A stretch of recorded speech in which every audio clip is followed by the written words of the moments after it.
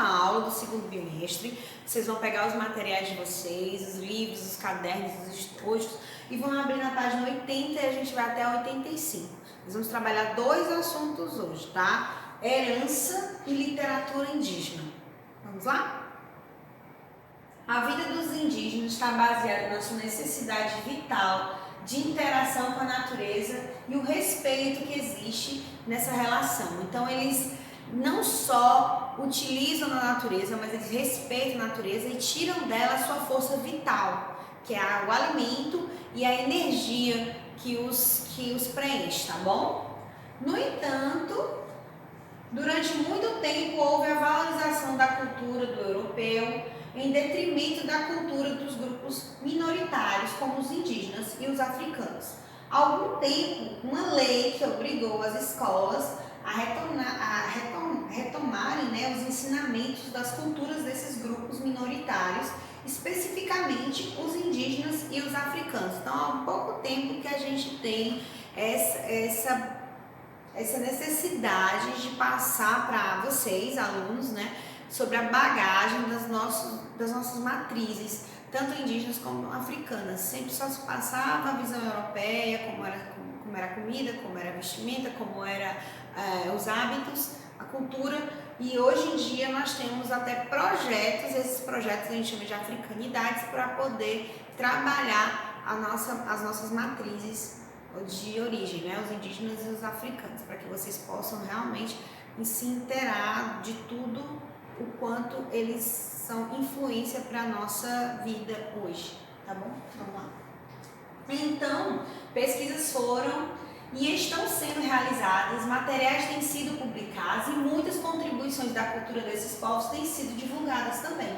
Assim, para entendermos um pouco da herança dos indígenas para a formação da cultura brasileira, é preciso, gente, compreender de antemão que toda essa cultura está baseada na coletividade e na sustentabilidade, 2 coisas muito importantes que a gente precisa, aliás, a gente necessita fixar na nossa memória, no nosso dia a dia. Nós precisamos utilizar as coisas da natureza, nós precisamos utilizar a natureza com coletividade, com sustentabilidade. Não se pode utilizar achando que é tudo só seu, é de todos, e não se pode utilizar pensando só naquele momento, naquele dia. Nós temos que utilizar, fazer replantio para que dure por muitos e muitos anos, para que possam outras gerações aproveitarem também essa natureza, tá bom? Vamos lá. Coletividade, porque há uma divisão de tarefas entre os membros da aldeia. Atividades como caçar, pescar, construir casas, derrubar árvores, cuidar do fogo, decidir sobre a guerra ou paz, são atribuições dos homens. E a gente trabalhou um pouquinho sobre isso já em outras aulas. Já as mulheres são responsáveis por semear, modelar, tecer, plantar, coletar, preparar alimentos, cuidar das crianças. As crianças e os idosos também têm seu papel definido: confeccionar utensílios e materiais, tecer artesanatos como palha e cerâmica. Então, todo o trabalho na aldeia é dividido por características do sexo, né, ou idade. Então, homens, mulheres, crianças e idosos. Tá aí a divisão. E o que eles fazem? Vamos lá? No entanto, como a colheita é algo precioso para a sobrevivência do grupo, todo integrante participa dela, tá?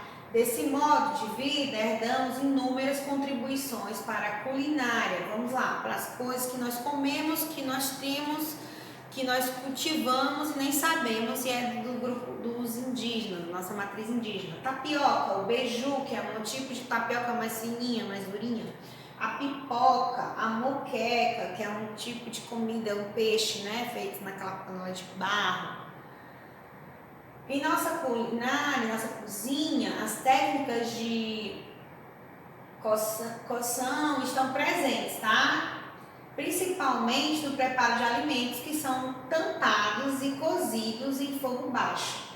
Também foram incorporados no cardápio temperos e bebidas fermentadas, como em algumas festas juninas antigas a gente tinha o quentão, que é um tipo de bebida que é uma fermentação feita com pão. Então deixa-se o pão fermentar numa água durante um dia, algumas horas, e depois ela se torna uma bebida. Essa bebida pode ser feita de caju, uma cajuína, pode ser feita de alguma fruta, e é dessa forma, é uma fermentação, tá? Vamos lá, vamos passar. De instrumentos e utensílios herdamos cestos, peneiras, redes, ábanos feitos com fibras nativas e cordas, potes, vasos,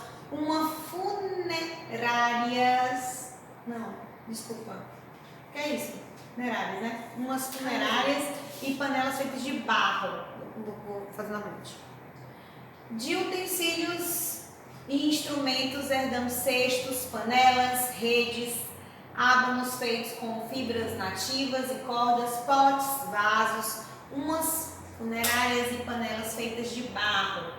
Muito da música e da dança indígena foi incorporado nos foguedos das diversas localidades. Atualmente, não é difícil encontrar instrumentos tipicamente indígenas incorporados nas festividades, tá, gente? E inúmeras danças sendo praticadas, como o cateretê em Minas Gerais, São Paulo e Goiás, onde é conhecida a catira ou caipós. Em Minas Gerais e Mato Grosso também, no Pará, nós temos o cururu. Ao longo de todo o litoral temos o jacundá. No Pará e no Amazonas temos o galo. Do sul do Brasil, o pifano. E em Alagoas, caboclinho, também em Pernambuco, tá? Há algum tempo havia cerca de Há algum tempo havia certa semelhança na estrutura familiar dos europeus e dos indígenas, pois em ambas as culturas, tá, gente, os casamentos estabelecidos, eles estabeleciam alianças entre as aldeias e as famílias, tá? Assim como na quantidade de homens das famílias, era importante também a estrutura de decisões, era sempre patriarcal. Então, os homens decidiam, ou seja, os homens eram responsáveis pelo encaminhamento da vida da tribo, como plantações, guerras, caçadas, casamentos, antropofagia, que é quando eles se alimentam de outro ser humano, tá? Algumas tribos, elas se alimentavam de seres, de outros guerreiros, de outras pessoas. Quando eles guerreavam entre eles, aqueles que eram dominados, aqueles que perdiam, eram servidos como alimento na tribo. Não eram todas as tribos, algumas tribos. Isso não é para agora, é para outros capítulos, e eu vou sim falar sobre antropofagia com vocês, mas não agora. É só para explicar o que é o termo antropofagia, que é se alimentar de alguém da sua própria espécie, e o luto também é algo que eles também tinham como decisão patriarcal, tá? Vamos lá. E aí uma imagem de uma indígena muito bonita com um alimento na mão, tem no livro de vocês, eu continuei com a mesma para que vocês pudessem aí interagir comigo com o livro, tá bom? Literatura indígena, agora outro assunto que também nós vamos trabalhar nessa aula, tá? Naquela foi herança, nossas heranças, né? Essa foi literatura. A literatura indígena, assim como a africana, tá? Está baseada na oralidade, como que se fala. Inclusive, os povos indígenas têm a fala como uma forma de transmissão de tradições entre gerações, ou seja, tudo é transmitido por meio da fala. Os indígenas contam muitas lendas, principalmente sobre a natureza. Dessa forma, a memória é fundamental para guardar as histórias vividas e criadas por eles.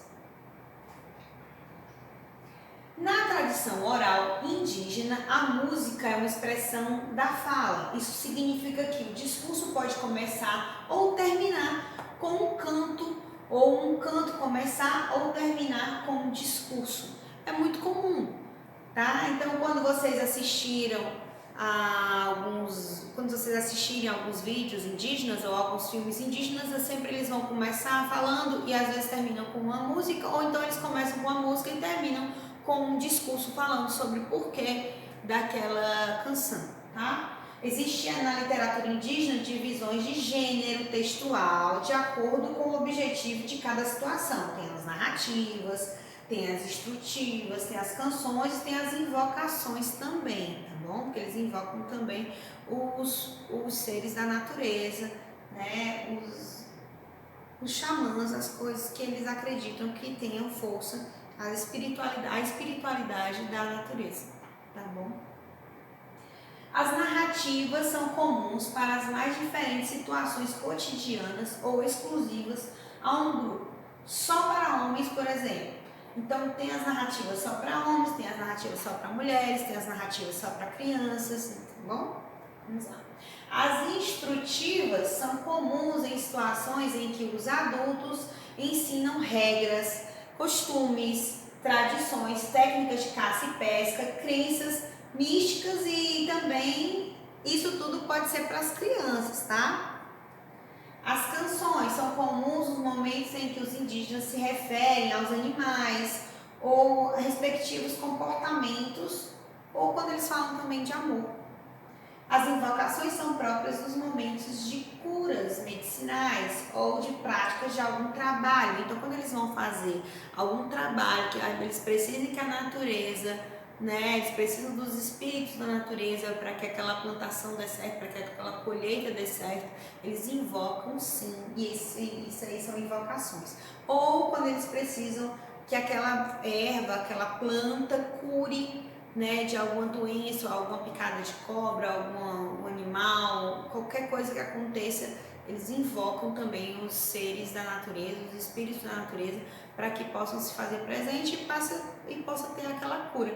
Nós temos uma cultura muito parecida com a cultura europeia, porque fomos colonizados pelos europeus e nós temos a cultura da igreja, né, católica ou igreja evangélica, que faz as orações, né, faz as preces, as rezas, mas de uma forma aos seus santos, ou a Bíblia, ou as citações bíblicas, ou diretamente a Jesus Deus. Eles trabalham, eles já fazem diferente, eles já acreditam no misticismo da natureza e que todos os animais têm uma força interior e toda a natureza tem uma força assim, uma força muito grande, muito forte, e que cada Deus, Deus do sol, Deus da lua, Deus do trovão, Deus da chuva, cada um tem sua força e que passa essa força assim para o xamã ou pajé, e ele pode se fazer presente nesse momento, nesses rituais, tá bom? Vamos lá. Recentemente, os povos indígenas conheceram a escrita e têm buscado utilizá-la como forma de registro, resgate e afirmação da tradição oral. Hoje em dia é comum nós encontrarmos indígenas, tanto em escolas, né, quilombolas, como em escolas indígenas, como também nas universidades nossas, nas universidades federais, particulares, universidades estaduais, porque hoje em dia o índio está saindo da tribo para poder falar um pouco dos seus problemas, para também poder estudar, para poder se manifestar e para poder se posicionar sobre a situação que eles vivem, né? Eles não podem mais ficar nesse grupo fechado, que infelizmente não está sendo respeitado, e por isso eles têm que vir para a sociedade, para a civilização, né, do homem branco, vamos dizer assim, para poder se fazer presente, para poder reivindicar seus direitos. Então eles vão para as escolas e é dessa forma que eles estão estudando a escrita, tá? E, gente, muito obrigada pela aula, espero que vocês tenham gostado, espero que vocês tenham compreendido tudo que eu falei aqui. Nós nos vemos nas nossas próximas aulas, pode ser que seja pelo Google Meet, como pode ser também aqui. Então, um beijo para vocês e até a próxima. Se você gostou da nossa videoaula, deixe seu like e se inscreva no canal.